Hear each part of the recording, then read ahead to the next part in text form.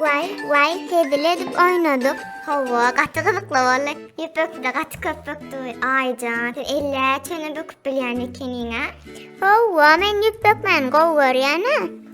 Mire hazır gelecek. Mire var ya. Musurzun kayçık. Nem için duruversinler gelin yüpök ayri. Hazırcık geliyen.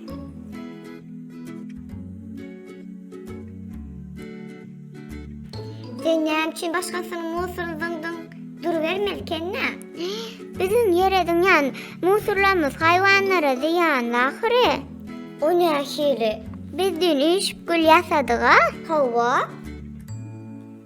Şu anda men öye gaydıp bar yakam, yasan gülümü galdıranım yadıma düştü ve men idimi almana gittim. Son? O tadı bir uşağı yerde yatır eken, bir seresem o demem zordan alan eken. Sünnanam, o neyem olu? Men o hasekinden seresem, kuşağızın ağzına saklı çırar eken. Yeme kuşlar saklı şeyine yer mi? Yok la, kuşağızlar saklı şeyine bilen yok. Aslında kuşağız saklı çöreğin oğuntuğu duraydıptır.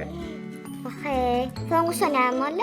Şu tayda bir adam kuşağızı görüp, ılgap yanına geldi de ağzından saklıcı çıkardı ve kuşağız halas etti. Şu andan sen kuşağızlar yer misin deyip musurlarını yere zınamak. Doğrudan kuşlar neyemi yeray? Çöreğin tucuklarını yerler. Men cügün bilen saçaktan çörek alıp kuşları uğradıp beriyez. Kuşları yemitlenlerime kızıklayıkken benim indeki de sen kâla açacak. Yanvara sen başkasının musurunu akıttın dedim ha. Aslında vara şol musur minkidi. Şonu men düğün zıngıptım da. Şundan deylak benim yeri kapazıncak gel. Katığı ve Gülcan yerine de bökeli. Var bökeli yöne varım. Ondan geride olsam da kuşağısı neyem olan maydalı. Belki olurum yeri kapazın yağmı olsalar. Men yar yanlışla düşünürler. Böyle yer gidelim.